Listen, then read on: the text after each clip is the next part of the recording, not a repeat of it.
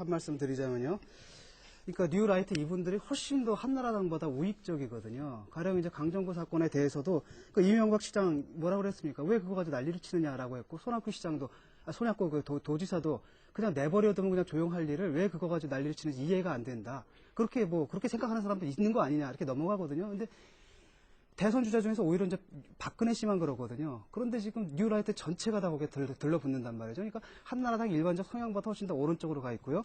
또 아까 그 관치금융 말씀을 하셨는데 관치금융 벗어나는 것은 사실 김영삼 정부 때부터 신자유주의화가 시작됩니다. 이미 김영삼 정부가 그걸 잘못해가지고 이제 그 급격하게 하다가 IMF를 맞아버린 것이고요. 그 후로 국민의 정부, 그 다음에 또 뭡니까 참여정부에서 계속 이 사람들이 참여정부 그 브레인들이 맨날 하는 게 관치금융 타파 이거거든요. 이게 불만이어서 책을 쓴 분이 있어요. 누구냐면은 그 미우르달 상을 받은 옥스퍼드의 장하준 교수. 이분은 그거 가지고 책을 썼거든요. 참여정부의 그 정책이라는 게 지나치게 신자유주의적이다. 그래서 오히려 박정희를 찬양하거든요. 네. 이런 맥락인데 여기다 대해서 무슨 이들이 뭐 옛날로 돌아가고 있다는 것은 기본적으로 경제에 대한 인식 자체가 잘못되어 있는 거거든요. 그래서 제가 볼 때는 그 가자미가 있잖아요. 가자미가 눈이 오른쪽으로 와 있는데 자기 눈은 항상 중심이라고 생각을 해요. 그래서 자기보다 이렇게 있으면 다 좌로 몰아가는데 노무현 정권이 지금 신자유주의 해가지고 말이죠. 사회적 양극화 일으키고 말이죠. 구조조정하고 노동자들 다 비정규직화 만들고 그다음 FTA 자유무역한답시고 FTA가 농민들 말이죠. 못 살게 만들고 이게 친자유주의 정책인데 이걸 하는 정책을 갖다 좌파라고 부른다면은 도대체 그 서구의 3인주의 국가들은 뭡니까? 극좌파들입니까? 네. 우리의 주장은 박정희 독재보다 뭐 김일성 독재가 낫다라는 주장을 한 번도 한 적이 없거든요. 근데 왜 그렇게 말씀하시는지 모르겠고요. 두 번째로는 아까 그렇게 했잖아요. 예전에도 무슨 합의서 만들었다라고 하시는데 그때 그럼 그 합의서 만들 때 북한 인권 문제를 제기한 적이 있냐라는 겁니다. 그다음에 실질적으로 지금 북한에서 그 김정일 씨가 뭡니까 고문이나 폭행 근절하라. 그다음에 북한 주민들의 삶이 예전보다 좀 나아진 것 같고 이런 것들이 실질적인 변화이 언제부터 일어났느냐. 사실 국민의 정부가 들어서 그다음에 참여정부 들어와서 일어난 일입니다. 그 전에 군사 독재 정권 때 뭐가 있었습니까? 아무것도 없었거든요. 그다음에 우리가 그 정부의 입장하고 또 시민사회 입장이 다를 수가 있어요. 시민사회 입장에서는 저도 북한 인권 얘기합니다. 싸우기도 하고요. 얘기도 합니다. 하지만 정부 입장은 북한 당사자가 협상의 대상자거든요. 협상의 대상자일 때는 정부가 움직일 수 있는 여지를 우리가 참고 봐주는 게 중요하다는 생각이 듭니다. 그 정도의 외교적 협상의 여지도 없이 그냥 너 왜 북한 인권 문제 제기 안 해? 김일성과 한통속이야. 적화는 됐어. 이제 통일만 남았어. 뭐 이런 식으로 몰아치는 것 자체가 얼마나 합리적인가. 그다음에 북한에 대해서 그렇게 인권을 갖다가 좀 고쳐라라고 하면 그게 얼마나 실질적인 효과가 있겠느냐는 거거든요. 가령 유엔에서 우리나라 보고 뭐 계속 얘기하자 국가보안법 폐지하라고 우리 계기부 있거든요. 안 하고요. 왜?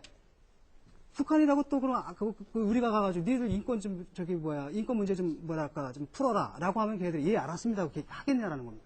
안 하거든요. 왜냐하면 거기도 북한에도 말이죠. 재성호 교수님 같은 분들 있거든요.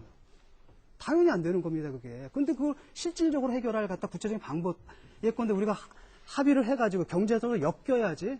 그 나름대로 뭔가 저들도 우리랑 체제가 엮여야지 우리가 거기서 발언권을 행사할 수 있는 거지. 완전히 고립돼가지고 관계 없는데 우리가 밖에서 아무리 떠든다고 듣긴 하겠냐라는 거거든요. 네. 그 당시에 뭐 좌파 진영일 수도 있고 뭐 진보라고 할 수 있는데 박정희 정부에 대해서 인권 문제를 제기한 것은 저는 올바른 접근이라고 봅니다. 예? 그렇기 때문에 지금 북한의 독재 체제에 대해서 침묵하는 것은 부당하다는 것이죠. 그리고 92년 남북기본합의서를 체결할 때 북한 인권 문제를 우리가 어떤 식으로 접근하냐 이산가족 문제 해결을 얘기했고 또 동진호 납부거부의 송환 문제 해결을 얘기했어요. 그런데 그 당시에도 그렇고 지금도 그렇고 남북대화 석상에서 너희 정치범죄용소 개선하고 그때는 그렇게 왜 남북대화 석상에서 우리가 지금 북한 인권 문제 제기하라고 지금 그렇게 얘기하지 않습니다. 우리 뉴라이트 진영에서 적어도 국제무대에서 남들이 하는 그 보편적 가치에 충실한 그런 국제무대의 공론화장에서 그걸 찬성을 못하고 비겁하게 기권이나 말이죠. 불참을 하냐 말이죠. 이것은 뭐냐? 가치 운동입니다. 보편적 가치 운동이에요. 그래서 그것을 우리는 충실하게 해야 됩니다. 그래서 대북 정책이라고 하는 것도 남북 대화 공간이 있고 그다음에 또 국제적인 무대가 있는 겁니다. 세계 시민사회가 지금 대한민국의 대북 정책을 보고 있어요. 거기에 대해서 우리가 정책을 우리가 분명하게 하고 또 이게 전략적 차별적으로 또 NGO가 활동하는 것을 뒤에서 우리가 지원을 하고 협력을 할 수 있는 겁니다. 그런 것들을 우리가 해야지 모든 걸 북한 인권에 종속시키자는 것이 아니에요. 그다음에 바로 답변했으면 좋겠는데요. 네. 말씀해 네. 해도 되겠습니까? 아까 우리 진 교수님께서 말씀을 잘 해주셨는데 지금 북한의 인권 문제를 접근할 때 정부 차원과 시민단체라든가 보편적인 논리 차원에서의 인간적으로 따지는 차원을 분명히 구분을 해야 됩니다. 예를 들어서 그 휴전 제네바 회담 있죠. 그때는 당사자가 북한하고 미국 아니었습니까? 연합군 대표로 해서. 그리고 7.4 공동성명 아까 이야기 나온 것. 처음으로 법적으로 인정하지 않지만은 서로의 실체를 인정해 줬습니다. 그리고 7.4 공동성명이 나왔단 말이죠. 그 다음에 남북기본 합의서는 정부 간에 국무총리들이 사인했습니다. 거버먼트 했고요. 서로 대화 채널을 인정을 한 겁니다. 그리고 유엔 동시 가입을 했어요. 그러고 나서 실질적인 진전을 위해서 이제는 국가 정상, 그 6.15 서미트, 정상들의 회담입니다. 많은 게 진척돼 갔거든요. 이 발전 속도는 지켜줘야 됩니다. 미국이 볼 때는 우리 하는 것이 참 우습게 보이거든요. 정부 같지도 않고. 그러나 우리는 엄격하게 서로의 어떤 법적 주체로서 하는 겁니다. 그건 우리가 하나의 통일 정책이고 대북 정책이기 때문에 정부가 어떤 정부가 오더라도 서로 한나라당 정부가 오더라도 그건 그들이 인정해주고 북한의 인권 문제를 시민단체라든가 또 여러 가지 아까 나온 대로 인류 보편적인 원칙에서 이대로 둘 수 있느냐 다른 다각도인 차원에서 접근할 수 있는 실질적인 문제이기 때문에 이것은 분명히 구분을 해야 된다고 저는 생각합니다. 좋은 얘기네. 문제는 뭐냐면 국민들한테 뭘 가르칠 것이냐거든요. 그러니까 공동체 자유주의다라고 말씀을 하시는데 제가 신문기사를 몇 개 뽑아왔습니다. 8일 뉴라이트 전국연합의 상임의장인 김진원 목사와 인터뷰를 한 장 씨는 장성민 씨입니다. 라디오 진행자. 인터뷰 소감을 통해서 뉴라이트 전국연합은 최소한의 가이드라인이나 비전, 대안도 내놓지 않은 채 출범했다면서 김 목사의 주먹구구식 발표는 마치 대학생 찌라시를 읽는 기분이라고 말했다. 이거고요. 그 다음에 경향신문 사설입니다. 전향한 운동권 등을 다양한 면면을 가진 뉴라이트가 내세우는 자유주의 이념의 실체도 모호하다. 그 다음에 이거는 이제 뉴라이트를 띄워주는 중앙일보의 사설인데요. 거기 뭐라고 나면 컬럼입니다. 김영식 컬럼인데. 그러니까 뉴라이트 네트워크는 자유민주주의와 시장경제의 강화를 강조한다. 하지만 시장경제라는 표현만으로는 그게 신자유주의에 가까운 것인지 영국 노동당 토니 블레어의 제3의 길이나 독일 3인당 게르하르트 슈레더의 신중도에 더 접근한 것인지 확실하지 않다라고 얘기를 했고요. 자유주의 개념 자체도 이분들 보면은 리버르테리안, 자유지상주의자부터 하이에크주의자부터 아주 무슨 공동체주의까지 아주 다양합니다. 잡탕이거든요. 그러니까 정리가 안 돼요, 제가. 그래서 우리나라에서 자유주의 연구의 대가가 있죠. 이근식 서울시립대 교수인데요. 그분이 뭐라 그랬냐면 공동체 자유주의에 대해서 개인주의에 서 있는 자유주의는 사회적 공론에 소홀할 수 있습니다. 이를 보완하겠다고 나온 것이 공동체 자유주의인데 이 단어는 마치 양복 입고 갓쓴 모양새입니다. 네. 자유주의는 개인주의인데 공동체라는 단어가 어울릴 수 있겠느냐는 겁니다. 사실 그 자유주의와 공동체, 그러니까 커뮤니테리아니즘하고 리버럴리즘의 논쟁은 미국에서 굉장히 뜨거웠던 논쟁입니다. 80년대. 주로 이제 그 공동체주의자들은 공화당 지지자들이고 자유주의 지지자들은 민주당 지지자들이거든요. 그렇다면 가령 이제 맥킨타이어와 롤스 입장 중에서 도대체 어느 쪽에 가까운지 자유주의적 공동체다라면 도대체 맥킨타이어 입장에 가까운 건지 아니면 롤스의 입장에 가까운 건지 그걸 좀 묻고 싶어요. 네. 어느 쪽입니까? 첫 번째로 뭐냐면은 이분들이 가장 분명한 건 그 자유주의 공동체에는 내용이 하나도 없습니다. 정말. 내용이 하나도 없기 때문에 뭘 하겠다는 건지 좀 저도 아무리 찾아봐도 모르겠고요. 안민 포럼 거는 조금 나아요. 그나마 지금 내용이 있는데 나머지는 하나도 없습니다. 분명한 건 좌파 정권의 재집권 저지거든요. 이건 무슨 얘기냐면 열린우리당 집권을 막겠다는 겁니다. 네. 그럼 열린우리당과 한나라당 양당 체제 속에서 뭘 말하냐면 한나라당의 당선을 돕겠다는 거거든요. 그건 뭐냐면은 그거 부정할 수는 없는 겁니다. 동전을 던져가지고 앞면이 나오는 걸 막겠다는 얘기는 뭐예요? 뒷면이 나오게 하겠다는 얘기거든요. 그건 논리적 필연이기 때문에 뻔한 거고 그것으로 갈 것이라고 보고요. 또 하나는 뭐냐면 운동이라는 거 아닙니까? 그게 보면 80년대가 생각나요. 아까 그 죽창 이것도 우리가 불렀던 운동가가 생각나고요. 사상운동, 이념운동은 지금 이데올로기 퇴조, 탈정치와 경향이 있기 때문에 젊은 세대들한테 먹혀들기 힘들 겁니다. 그 다음에 조직운동, 오가니제이션 이것도 지금 끊어졌거든요. 네. 네트워크로 가야 될 상황이고요. 또 한편으로는 조중동의 지원을 겨우 받는 건데 이 매체가 활자 매체입니다. 퇴조기에 있는 매체거든요. 거기다가 또 그 운동하는 방식들이 80년대 운동권을 답습한다. 해서 피켓팅, 거리 나가고 말이죠. 죽창 들고 의병의 심정 이런 거라는 거거든요. 그 심정 제가 이해해요. 네. 하지만은 애국심은 높이 평가하지만 앞으로 좀 애국을 좀 더 세련되고 좀 문화적으로 좀 창조적이고 생산적인 방식으로 좀 정책 위주로 했으면 좋겠다는 생각이 듭니다. 네. 그다음에 북한에 대해서 그렇게 인권을 갖다가 좀 고쳐라라고 하면 그게 얼마나 실질적인 효과가 있겠느냐는 거거든요. 가령 유엔에서 우리나라 보고 뭐 계속 얘기하자. 국가보안법 폐지하라고. 우리 계기부 있거든요. 안 하고요. 왜?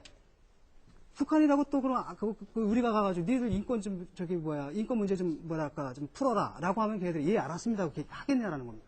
안 하거든요. 왜냐하면 거기도 북한에도 말이죠. 재성호 교수님 같은 분들 있거든요.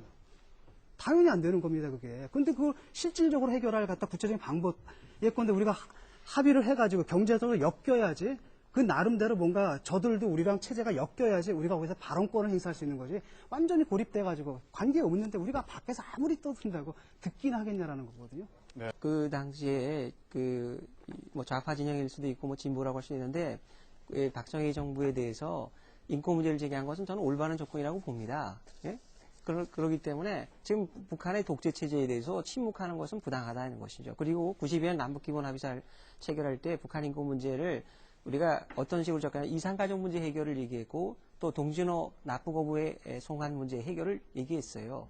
그런데 그 당시에도 그렇고 지금도 그렇고 남북대화 석상에서 너희 정치범죄용소 개선하고, 그때는 그렇게 왜 남북대화 석상에서 우리가 지금 북한 인권 문제 제기하라고 지금 그렇게 얘기하지 않습니다. 우리 뉴라이트 진영에서 일으키고 말이죠. 구조조정하고 노동자들 다 비정규직화 만들고, 그다음 FTA 자유무역한답시고 FTA가 농민들 말이죠 못 살게 만들고, 이게 친자유주의 정책인데 이걸 하는 정책을 갖다 좌파라고 부른다면은 도대체 그 서구의 3인주의 국가들은 뭡니까? 극좌파들입니까? 네.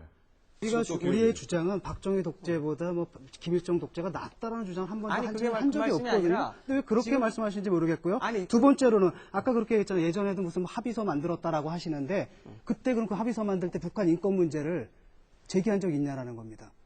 그 다음에 실질적으로 지금 북한에서 김정일 씨가 뭡니까? 고문이나 폭행 근절하라. 그 다음에 북한 주민들의 삶이 예전보다 좀 나아진 것 같고, 이런 것들이 실질적인 변화이 언제부터 일어났느냐. 사실 국민의 정부가 들어서, 그 다음에 참여정부 들어서 일어난 일입니다. 그 전에 군사 독재 정권 때 뭐가 있었습니까? 아무것도 없었거든요. 그 다음에 우리가 정부의 입장하고 또 시민사회 입장이 다를 수가 있어요. 시민사회 입장에서는 저도 북한 인권 얘기합니다. 싸우기도 하고요. 얘기도 합니다. 하지만 정부 입장은 북한 당사자가 협상의 대상자거든요. 협상의 대상자일 땐 정부가 움직일 수 있는 여지를 우리가 참고 봐주는 게 중요하다는 생각이 듭니다. 그 정도의 외교적 협상의 여지도 없이 그냥 너 왜 북한 인권 문제 제기 안 해? 김일성과 한통속이야. 적화는 됐어. 이제 통일만 남았어. 뭐 이런 식으로 몰아치는 것 자체가 얼마나 합리적인가. 적어도 국제 무대에서 남들이 하는 그 보편적 가치에 충실한 그런 국제 무대의 공론화장에서 그 찬성을 못하고 이 비겁하게 기권이나 말이죠, 불참을 하냐 말이죠. 이것은 뭐냐, 가치 운동입니다. 보편적 가치 운동이에요. 그래서 그것을 우리는 충실하게 해야 됩니다. 그래서 대북 정책이라고 하는 것도 남북 대화 공간이 있고, 그 다음에 또 국제적인 무대가 있는 겁니다. 세계 시민사회가 지금 대한민국의 대북 정책을 보고 있어요. 거기에 대해서 우리가 정책을 우리가 분명히 하고, 또 이게 전략적 차별적으로 또 NGO가 활동하는 것을 뒤에서 우리가 배후에서 지원을 하고 협력을 할 수 있는 겁니다. 그런 것들을 우리가 해야지, 모든 걸 북한 인권에 종속시키자는 것이 아니에요. 그 다음에 바로 답변했으면 좋겠는데요. 네. 말씀해 네. 해도 되겠습니까? 아까 우리 진 교수님께서 말씀을 잘 해주셨는데, 지금 북한의 인권 문제를 접근할 때 정부 차원과 시민단체라든가 보편적인 논리 차원에서의 인간적으로 따지는 차원을 분명히 구분을 해야 됩니다. 예를 들어서 그 휴전 제네바 회담 있죠. 그때는 당사자가 북한하고 미국 아니었습니까? 연합군 대표로 해서. 그리고 7.4 공동성명 아까 이야기 나온 것. 처음으로 법적으로 인정하지 않지만은 서로의 실체를 인정해 줬습니다. 그리고 7.4 공동성명이 나왔단 말이죠. 그 다음에 남북기본 합의서는 정부 간에 국무총리들이 사인했습니다. 거버먼트 했고요. 서로 대화 채널을 인정을 한 겁니다. 그리고 유엔 한 말씀 드리자면요. 그러니까 뉴라이트 이분들이 훨씬 더 한나라당보다 우익적이거든요. 가령 이제 강정구 사건에 대해서도 그 이명박 시장 뭐라고 그랬습니까? 왜 그거 가지고 난리를 치느냐라고 했고, 손학규 시장도, 손학규 그 도지사도 그냥 내버려두면 그냥 조용할 일을 왜 그거 가지고 난리를 치는지 이해가 안 된다. 그렇게 생각하는 사람도 있는 거 아니냐 이렇게 넘어가거든요. 근데 대선 주자 중에서 오히려 이제 박근혜 씨만 그러거든요. 그런데 지금 뉴라이트 전체가 다 거기에 들러붙는단 말이죠. 그러니까 한나라당 일반적 성향보다 훨씬 더 오른쪽으로 가 있고요. 또 아까 그 관치금융 말씀을 하셨는데, 관치금융 벗어나는 것은 사실 김영삼 정부 때부터 신자유주의화가 시작됩니다, 이미. 김영삼 정부가 그걸 잘못해가지고 이제 그 급격하게 하다가 IMF를 맞아버린 것이고요. 그 후로 국민의 정부부, 그 다음에 또 뭡니까? 참여정부에서 계속 이 사람들이 참여정부 그 브레인들이 맨날 하는 게 관치금융 타파 이거거든요. 이게 불만이어서 책을 쓴 분이 있어요. 누구냐면은 그 미우르달상을 받은 옥스퍼드의 장하준 교수. 이분은 그거 가지고 책을 썼거든요. 참여정부의 그 정책이라는 게 지나치게 신자유주의적이다. 그래서 오히려 박정희를 찬양하거든요. 네. 이런 맥락인데 여기다 대해서 무슨 이들이 뭐 옛날로 돌아가고 있다는 것은 기본적으로 경제에 대한 인식 자체가 잘못되어 있는 거거든요. 그래서 제가 볼 때는 그 가자미가 있잖아요. 가자미가 눈이 오른쪽으로 와 있는데 자기 눈은 항상 중심이라고 생각을 해요. 그래서 자기보다 이렇게 있으면 다 좌로 몰아가는데 노무현 정권이 지금 신자유주의 해가지고 말이죠. 사회적 양극 동시 가입을 했어요. 그러고 나서 실질적인 진전을 위해서 이제는 국가 정상, 그 6.15 서미트, 정상들의 회담입니다. 많은 게 진척돼 갔거든요. 이 발전 속도는 지켜줘야 됩니다. 미국이 볼 때는 우리 하는 것이 참 우습게 보이거든요. 정부 같지도 않고. 그러나 우리는 엄격하게 서로의 어떤 법적 주체로서 하는 겁니다. 그건 우리가 하나의 통일 정책이고 대북 정책이기 때문에 어떤 정부가 오더라도 서로 한나라당 정부가 오더라도 그건 그들이 인정해주고 북한의 인권 문제를 시민단체라든가 또 여러 가지 아까 나온 대로 인류 보편적인 원칙에서 이대로 둘 수 있느냐 다른 다각도인 차원에서 접근할 수 있는 실질적인 문제이기 때문에 이것은 분명히 구분을 해야 된다고 저는 생각합니다. 좋은 얘기네. 문제는 뭐냐면 국민들한테 뭘 가르칠 것이냐거든요. 그러니까 공동체 자유주의다라고 말씀을 하시는데 제가 신문기사를 몇 개 뽑아왔습니다. 8일 뉴라이트 전국연합의 상임의장인 김진원 목사와 인터뷰를 한 장 씨는 장성민 씨입니다. 라디오 진행자. 인터뷰 소감을 통해서 뉴라이트 전국연합은 최소한의 가이드라인이나 비전, 대안도 내놓지 않은 채 출범했다면서 김 목사의 주먹구구식 발표는 마치 대학생 찌라시를 읽는 기분이라고 말했다. 이거고요. 그 다음에 경향신문 사설입니다. 전향한 운동권 등을 다양한 면면을 가진 뉴라이트가 내세우는 자유주의 이념의 실체도 모호하다. 그 다음에 이거는 이제 뉴라이트를 띄워주는 중앙일보의 사설인데요. 거기 뭐라고 하냐면 컬럼입니다. 김영식 컬럼인데. 그러니까 뉴라이트